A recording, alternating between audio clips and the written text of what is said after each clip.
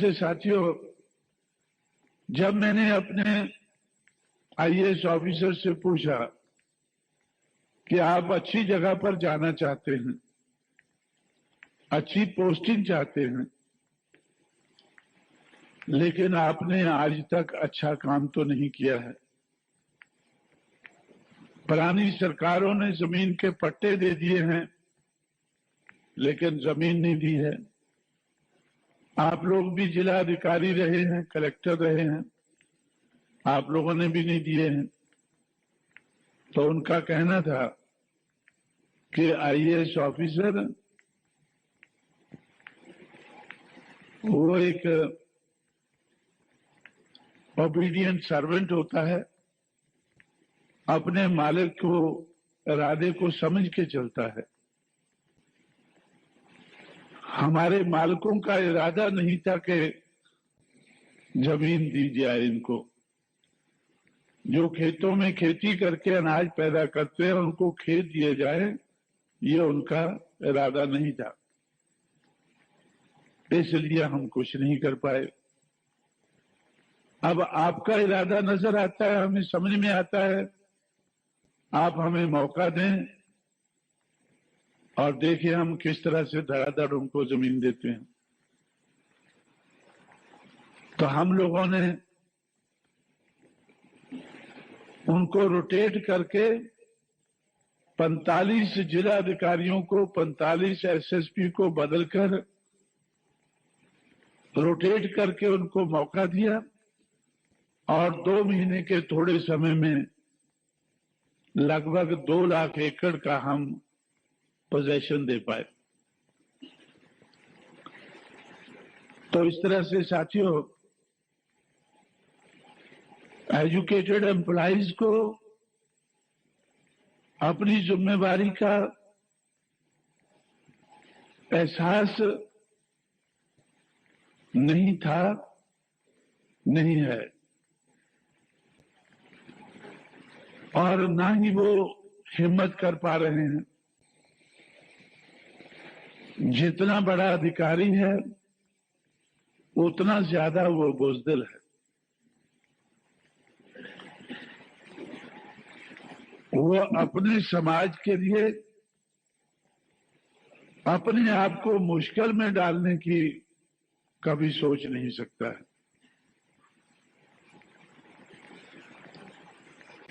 और अपना जो सुख चैन है उसको छोड़ना नहीं चाहता है। अगर वो इसके लिए तैयार हो जाए, सिर्फ इतनी सी कुर्बानी देने के लिए तैयार हो जाए कि वो अपना सुख चैन छोड़कर वो अपने समाज को लायक समाज बनाने में लगेगा,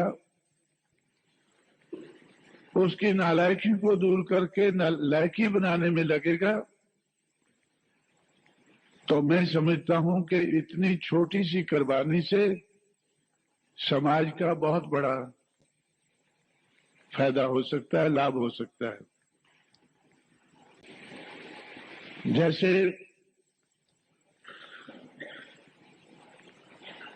सुभाष चंद्र बोस आईसीएस ऑफिसर थे, ऐसे बहुत से हमें ब्राह्मण ऑफिसर आईसीएस नजर आते हैं जिन्होंने 1947 से पहले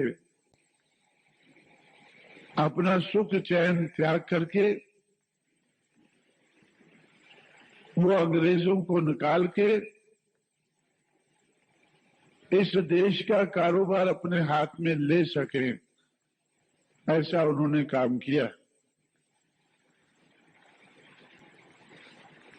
लेकिन हमारे समाज में आज तक भी मुझे ऐसा नजर नहीं आता है। रिटायर होने के बाद में भी हमारे अधिकारी अपने सुख चैन की सोचते हैं। कि रिटायर होने के बाद में भी हमें कुछ सुख चैन के लिए कुछ मिल जाना चाहिए। इसलिए वो अपनी आदत नहीं छोड़ते हैं, अपनी गुलामी नहीं छोड़ते हैं। बड़े अधिकारियों को देखकर जो छोटे कर्मचारी है वो भी सोचते हैं कि जब सूझबूझ वाले, ज्यादा पढ़े लिखे, ज्यादा होशियार लोग अपने समाज की नहीं सोचते हैं तो शायद उनकी सोच सही हो। हमें भी अपने आप को मुश्किल में नहीं डालना चाहिए।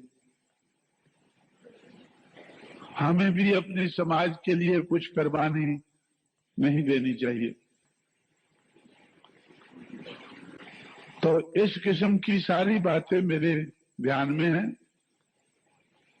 मैंने बहुत पहले छोटे छोटे कर्मचारियों को संगठित करके 1995 के बाद बड़े बड़े कर्मचारियों को बगैर संगठित किए उनको प्रेरित किया है, उनको प्रेरणा दी है कि समाज के लिए जिस तरह से छोटे कर्मचारियों को मैं कहता रहा कि सिविल सर्विस कंडक्ट रूल के दायरे में रहते हुए आप समाज का बहुत कुछ कर सकते हैं। सामाजिक परिवर्तन के लिए आप अपने समाज को तैयार कर सकते हैं। अपने समाज की, बहुजन समाज की, दबे कुचले समाज की जो बॉन्ड्स हैं, आर्थिक दिशा में जो बॉन्ड्स हैं, उन बॉन्ड को तोड़ सकते हैं, उनसे उनको मुक्ति दिला सकते हैं। उस दिशा में आप लोग काम कर सकते हैं। ऐसा मैंने बड़े अधिकारियों से भी कहा है। उन्होंने मेरी बात को सुना है, समझा है और मुझे सहयोग भी दिया है। आज जब हम अपनी मूवमेंट को काफी आगे बढ़ा चुके और बढ़ा रहे हैं, आज भी मुझे पढ़े लिखे कर्मचारियों से बहुत बड़ा सहयोग मिल रहा है। मैं उनसे बहुत ज्यादा सहयोग ले रहा हूं, लेकिन उन कर्मचारियों से मैं यही कहता हूं कि भाई अभी भी मैं आपको बचाने लायक हालत में नहीं हूं, इसलिए मुझसे थोड़ी दूरी बनाए रखना चाहिए। खासकर जो ऊंचे लेवल के अधिकारी हैं। मैंने अभी अभी आपको बताया कि एक आईजी पुलिस को, इंस्पेक्टर जनरल पुलिस को अभी पंजाब के चुनाव से हटाया गया, दूर रखा गया और रेलवे पुलिस में उसको भेजा गया, क्योंकि वो मेरे नजदीक आकर हल्ला गुल्ला करता रहता था। तो इसलिए साथियों, आप लोग सोचते होंगे कि बहुत लंबे अरसे से मैंने आप लोगों से या पढ़े लिखे कर्मचारियों से मिलने की कोशिश नहीं की है, जानबूझकर नहीं की है, उनको संगठित नहीं किया है। हमारे एक साथी बोलकर गए हैं कि उनका संगठन बनाना चाहिए। पढ़े लिखे कर्मचारियों का मुझे संगठन बनाना चाहिए। मैं समझता हूं कि आज भी मुझे उनका संगठन नहीं बनाना चाहिए। मैंने संगठन बनाकर देखा है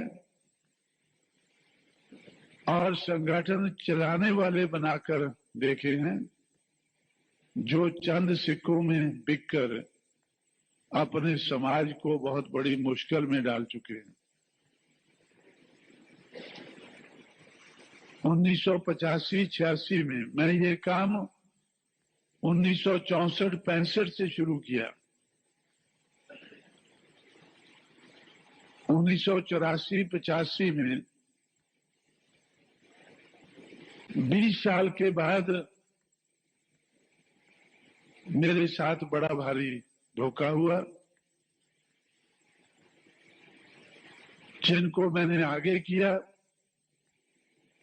वो चंद सिक्कों में सरकार के हाथ में बिककर जिस संगठन को मैंने समाज के अपने पैरों पर खड़ा करने के लिए बनाया था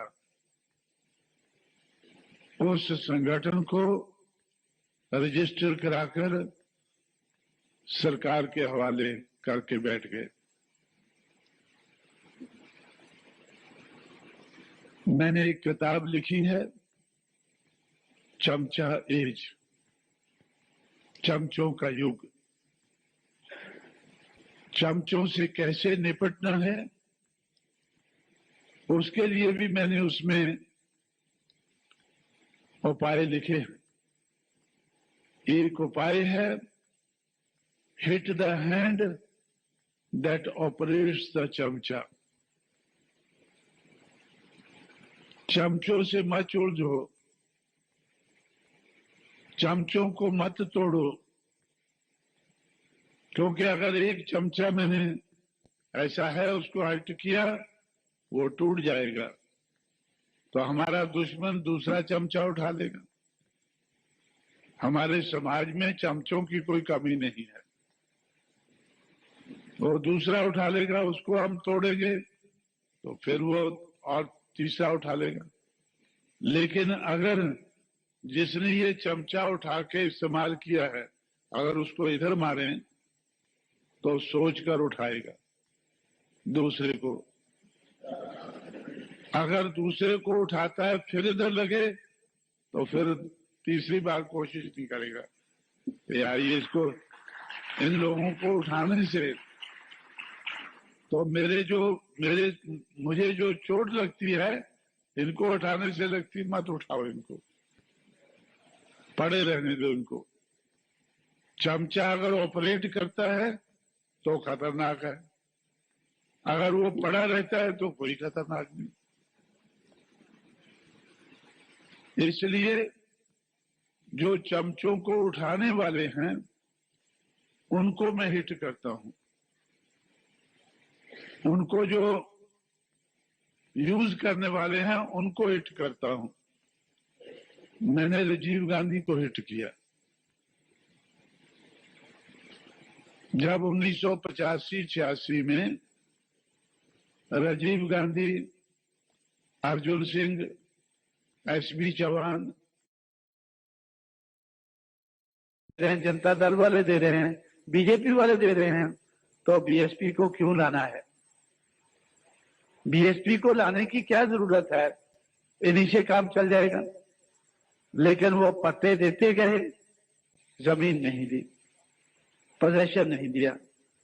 लेकिन जब हमारी सरकार आई हमने एक पट्टा नहीं दिया, हमने स्ट्रिक्ट इंस्ट्रक्शन दिए कि जब तक पुराने पट्टे खत्म नहीं होते तो तब तक हमारी सरकार कोई पट्टा नहीं देगी।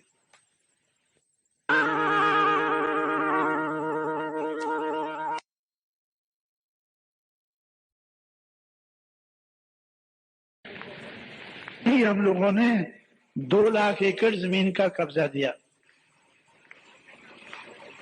तो जो हम कहते थे कि जो जमीन सरकारी है वो जमीन हमारी है, तो लोगों को लगा कि भाई हमारी सरकार आई और इन्होंने वो करके दिखाया। और भी बहुत सी चीजें हैं जो हम सरकार बनाकर करना चाहते थे। जब हमारी सरकार गिरी उसके आखिरी हफ्ते में हमारा ये प्लान था कि शेड्यूल कास्ट, शेड्यूल ट्राइब का, मोस्ट बैकवर्ड का कोई भी इंसान, कोई भी फैमिली जो देहात में रहती है, तो उनके खिलाफ जो जमीन के वाले लोग हैं वो उनके खिलाफ कोई बाइकाट करता है और एट्रोसिटीज करते हैं कि उनके पास तो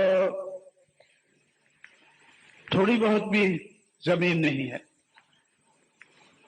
हालांकि थोड़ी बहुत जमीन देना ये अच्छी चीज नहीं है। थोड़ी बहुत जमीन देकर लोगों को लटका के देहात में रखना ये अच्छी चीज नहीं है। इसके तो हम भी खिलाफ है। बाबा साहब अम्बेडकर ने भी इसके बारे में काफी कुछ कहा है, सोच विचार किया है कि थोड़ी जमीन जो है वो झेंगे के झाड़ की तरह से है। झेंगा होता है क्या? वो एक झाड़ होता है ना जिसको लंबी लंबी लकड़ी सी लगती है, जिसकी सब्जी बनाते हैं, क्या बोलते हैं उसको? वही झेंगा। महाराष्ट्र में क्या बोलते हैं? झेंगे का झाड़, जिसको वो सब्जी लगती है ना, झाड़ लंबी लंबी लकड़ी लगती है जिसको नमक नमक डाल के है। चलो खैर, ऐसा जो दरख्त है उसके सहारे बहुत से लोग उसके सहारे बैठे रहते हैं देहात में कि भाई ये झाड़ है हमारे पास। चलो ऐसा, खैर वो अभी एक कहानी है, अभी मेरे पास समय नहीं बताने के लिए। लेकिन उसी के साथ उन्होंने कंपेयर किया कि अगर थोड़ी सी जमीन हमारे पास है तो लोग छोड़कर, जमीन को छोड़कर वो जाते नहीं है जिसके पास थोड़ी सी जमीन होती है। तो लेकिन फिर भी हमने सोचा कि जब लोग देहात में रहते हैं हम तो उनका प्रबंध करेंगे। जैसे बाबा साहब अम्बेडकर ने प्रबंध का सोचा था, सेपरेट सेटलमेंट्स, हमारे लोगों के सेपरेट सेटलमेंट होने चाहिए। वो अपनी जिंदगी में वो नहीं करा पाए, लेकिन आज भी हम सोचते हैं कि हमें उस दिशा में कुछ ना कुछ करना होगा। लेकिन फिर भी हमने सोचा कि उत्तर प्रदेश में जब हमारी सरकार है, शेड्यूल कास्ट, शेड्यूल ट्राइब और मोस्ट बैकवर्ड का कोई भी आदमी जो दूसरों के खेतों में खेती करके अनाज पैदा करता है, जो देहात में रहता है, जब तक वो देहात में रहता है उसके पास कम से कम 1 एकड़ जमीन होना जरूरी है। अपने रोजमर्रा के इस्तेमाल के लिए उनके पास 1 एकड़ जमीन का होना जरूरी है। अगर गांव पंचायत की जमीन है तो उसमें से दे दिया जाए। अगर सरकार के पास जमीन नहीं है तो सरकार एक्वायर करके वो जमीन हर फैमिली को कम से कम 1 एकड़ दे। यह हमने अपनी सरकार के आखिरी हफ्ते में सोचा था, लेकिन जब सरकार नहीं रही तो ऐसी सोचें हमारे दिमाग में ही रह गई हैं। लेकिन ये मैं कहना क्या चाहता हूं, ये बात बताकर कि those who oppose will be required to propose. जो विरोध करते हैं तो उनके विरोध को ध्यान में रखकर तो डेमोक्रेसी में उनको भी मौका मिल सकता है कि भाई हम आपको मौका देते हैं, आप बताएं कि अगर ये सही नहीं है तो सही क्या है, और हम आपको मौका देके ये करके दिखाएं। तो हम लोगों ने अपोज नहीं किया बल्कि प्रपोज भी किया है। ये काम हम लोगों ने बीएसपी के माध्यम से किया है। बामसेफ के माध्यम से, बामसेफ को बनाने का कॉन्सेप्ट क्या था कि जिस समाज की गैर राजनीतिक जड़ें मजबूत नहीं होती उस समाज की राजनीति कामयाब नहीं हो सकती। इस सोच के आधार पर, इस कॉन्सेप्ट के आधार पर हम लोगों ने बामसेफ बनाने का सोचा। उसके बाद बामसेफ अभी बनी नहीं थी, हम इस नतीजे पर पहुंचे कि बामसाहेब बनने के बाद में भी हम बहुत कुछ नहीं कर पाएंगे, क्योंकि हमें संघर्ष करना होगा। अगर हम संघर्ष नहीं करेंगे तो भी हमारी बात आगे नहीं बढ़ेगी। बामसाहेब संघर्ष नहीं कर सकेगी, इसलिए संघर्ष करने के लिए हम लोगों ने BS4 बनाया। और कॉन्सेप्ट क्या था कि power will be product of struggle. पहला कॉन्सेप्ट था जिसके आधार पर बामसाहेब बनाई कि जिस समाज की गैर राजनीतिक जड़ें मजबूत नहीं है उसकी राजनीति कामयाब नहीं हो सकती है। दूसरा कॉन्सेप्ट क्या था कि power will be product of struggles. अगर आप लोगों ने समाज को बामसाहेब के माध्यम से तैयार कर लिया है, तैयार करने के बाद आप हुक्मरानों से कहेंगे कि अब हम तैयार हैं, हमारा हिस्सा हमें दे दें, तो कोई नहीं देगा।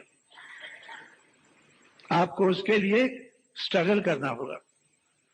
तो स्ट्रगल करने के लिए भी, संघर्ष करने के लिए भी संगठन होना, समाज को हमें संगठित करना चाहिए। उसके बाद हम लोगों ने सोचा कि those who oppose will be required to propose, ये तीसरा कॉन्सेप्ट बनाया। तो इसलिए हम लोगों ने सोचा कि जो अपोजिशन का काम है, अपोज करने का काम है, मुखालफत करने का काम है और संघर्ष के माध्यम से मुखालफत करने का काम है, वो DS4 नहीं करेगी, वो BSP करेगी, वो पॉलिटिकल पार्टी करेगी। तो इसलिए हम लोगों ने बहुजन समाज पार्टी बनाई। अब बहुजन समाज पार्टी क्यों बनाई है? हम लोग तो पहले बाबा साहब अम्बेडकर को मानने वाले लोग थे, उनसे हमने बहुत सी चीजें सीखी, समझी, और हम लोगों ने रिपब्लिकन पार्टी को, जब तक मैं महाराष्ट्र में रहा, रिपब्लिकन पार्टी को कामयाब बनाने के लिए बहुत सी कोशिशें की। ये जो एजुकेटेड एम्प्लॉइज को मैंने ऑर्गेनाइज किया है, एजुकेटेड एम्प्लॉइज को रिपब्लिकन पार्टी को कामयाब बनाने के लिए मैंने सोचा था। और पूना में हम लोगों ने एजुकेटेड एम्प्लॉइज को ऑर्गेनाइज करके, आप लोगों ने तो बाद में कुछ किया नहीं इतना जितना मैंने पूना में किया था। हमने दादा साहब रूपवते को मेंबर पार्लियामेंट अनाउंस कर दिया था। मेंबर पार्लियामेंट की उनको हम तनख्वाह देते थे, मेंबर पार्लियामेंट की उनको सहूलतें देते थे। आप कहीं भी घूमो तो एजुकेटेड एम्प्लॉइज आपका पूरा खर्चा बर्दाश्त करेंगे। मैं एजुकेटेड एम्प्लॉइज से पैसा इकट्ठा करके उनके दफ्तर चलाता था। जिन लोगों ने पूना का पहला दफ्तर मेरा देखा होगा बामसाहेब का, तो 2 कमरे का दफ्तर था। अगले कमरे में बामसाहेब चलती थी और पिछले कमरे में, बीच में दरवाजा था, पिछले कमरे में RPI चलती थी। और पिछले कमरे में ही टाइपिंग मशीन होती थी, साइक्लोस्टाइलिंग मशीन होती थी। तो सारे सर्कुलर, सारा कारोबार उनका हम बामसाहेब के ऑफिस से चलाते थे। दादा साहब रूपवते को हमने मेंबर पार्लियामेंट घोषित कर दिया और बाजीराव कामले को हमने MLA घोषित कर दिया। राज सालवी को हमने कारपोरेटर घोषित किया कि राज सालवी हमारा कारपोरेशन में हमारे समाज का काम देखेगा, बाजीराव कामले असेंबली के लेवल का काम देखेगा, दादा साहब रूपवते पार्लियामेंट के लेवल का काम देखेगा। और इनको हम वही सहूलतें देंगे जो MP, MLA या कारपोरेटर बनने के बाद सरकार इनको देती है। उनको हम पीए भी रखते थे उनके साथ। दारा साहब रूपदे के साथ हमने एक पीए भी रखा था जो एमपी के साथ भी नहीं होता है। मैं एमपी हूं, मेरे साथ कोई सरकारी पीए नहीं है, लेकिन मैं तो अभी इस लायक हूं कि रख सकता हूं। लेकिन हमारे समाज के तो एमपी भी नहीं बनते थे, फिर भी हम उनके साथ एक पीए रखते थे जो सेकंड क्लास या थर्ड क्लास उस वक्त होता था उससे घूमते थे, और हमारा दारा साहब रूपदे फर्स्ट क्लास से घूमते थे। भाई आपने समाज का काम जो एमपी लेवल का आदमी करता है, आपको ठीक है आप पार्लियामेंट में नहीं जाने देते हैं, हम भेजेंगे, हम आपको चुनाव लड़ाएंगे, पैसा इकट्ठा करेंगे, सब कुछ करेंगे। हम आपको अगर चुनाव जिता पाए तो सरकार आपको बर्दाश्त करेगी, अगर नहीं जिता पाते हैं तो हम बर्दाश्त करेंगे। इस तरह से साथियों हमने कारपोरेशन में राज सालवी को हमने पहला कारपोरेटर बनाया। उसके बाद हम लोगों ने जब कारपोरेशन का इलेक्शन आया तो पहला तजर्बा उधर किया कि मैंने एजुकेटेड एम्प्लॉइज से पैसा इकट्ठा करके आरपीआई को चुनाव लड़ाया, 6 कारपोरेटर चुनकर भेजे। जब पहला चुनाव हमारी कोशिश के बाद आया, 6 कारपोरेटर चुनकर भेजे, और हर बार कारपोरेशन में हमारा एक ना एक चेयरमैन होता था, हमारा मतलब आरपीआई का। और 4-5 साल की कोशिश के बाद हम लोगों ने आरपीआई का मेयर बनवाया था। एक मिस्टर चौहान थे, उनको उनका पूना का मेयर बनवाया एजुकेटेड एम्प्लॉइज ने। ऐसा हमने सोचा था कि पूना को एक आइडियल जगह बनाकर फिर हम हर जगह एम्प्लॉइज को तैयार करेंगे कि आप भी अपनी अपनी जगह ऐसे करो भाई। और हमने उनको रोकने की बहुत कोशिश की। 1971 में मैं जब मुझे पता चला कि अभी बीपी मौर्य ये कांग्रेस में जा रहे हैं, तो मैं दिल्ली पहुंचा, तो उनको मैंने ये सब कुछ बताया कि महाराष्ट्र में हमने ये स्कीम बनाई है, तो हम इसको यूपी में भी लागू कर सकते हैं। तो आपको भी हम, अगर आप मेंबर पार्लियामेंट बन जाएं चुनाव में आरपीआई की तरफ से तो ठीक है, अगर नहीं बनते हैं तो आपको हर फैसिलिटी देना ये जिम्मेवारी हमारी होगी। आप आरपीआई छोड़कर ना जाएं, आप कांग्रेस में ना जाएं। उन्होंने मुझसे कहा, अभी भी मैं उनकी थोड़ी कदर करता हूं, महाराष्ट्र के नेताओं के मुकाबले में मैं उनकी अभी भी कदर करता हूं थोड़ी सी। क्यों करता हूं? उन्होंने मुझसे कहा कि भाई आप तो आदमी तो ठीक लगते हैं, जब हम महाराष्ट्र में आते थे तो आप हमारी सेवा भी करते थे, तो इसलिए तो मैं तो आपकी कदर तो करता हूं, लेकिन मैं आपसे सहमत नहीं हूं। ये एजुकेटेड एम्प्लॉइज ज्यादा देर हमें नहीं चला पाएंगे, ये हमें ज्यादा देर नहीं चला पाएंगे। मेरा बड़ा पुराना तजुर्बा है, 1945 से मैं बाबा साहब अम्बेडकर के संपर्क में आया हूं, 1956 तक उनके साथ काम किया है। आपने तो बाबा साहब का नाम भी 1965 में सुना है। तो इस दिशा में मैं 45 साल, 1945 में मैंने उनके साथ काम करना शुरू किया था। मैं अपने लोगों को अच्छी तरह से समझता हूं। बाबा साहब अम्बेडकर को भी इन्होंने ज्यादा सहयोग नहीं दिया है, ये हम लोगों को कहां तक सहयोग देंगे ये मुझे भरोसा नहीं है। इसलिए मैं फैसला कर लिया है, जिसके लिए मैं उसको आज भी कदर करता हूं उसकी, कि मैंने फैसला कर लिया है कि हम लोग समाज का तो 1945 से चलकर आज तक समाज का तो कुछ कर नहीं पाए। अगर इस मौके पर मैं कांग्रेस में ना गया तो अपना भी कुछ नहीं कर पाऊंगा। ये मौका चूकना नहीं चाहिए। अगर हम समाज का कुछ नहीं कर पाए तो हमें अपना तो कुछ कर लेना चाहिए। हमारे चैनल बहुजन दस्तक को लाइक, शेयर, सब्सक्राइब देखना मत भूलिएगा। जय हिंद, जय भारत, जय संविधान, नमो बुद्धाय। धन्यवाद। चैनल आर्थिक समस्या से गुजर रहा है।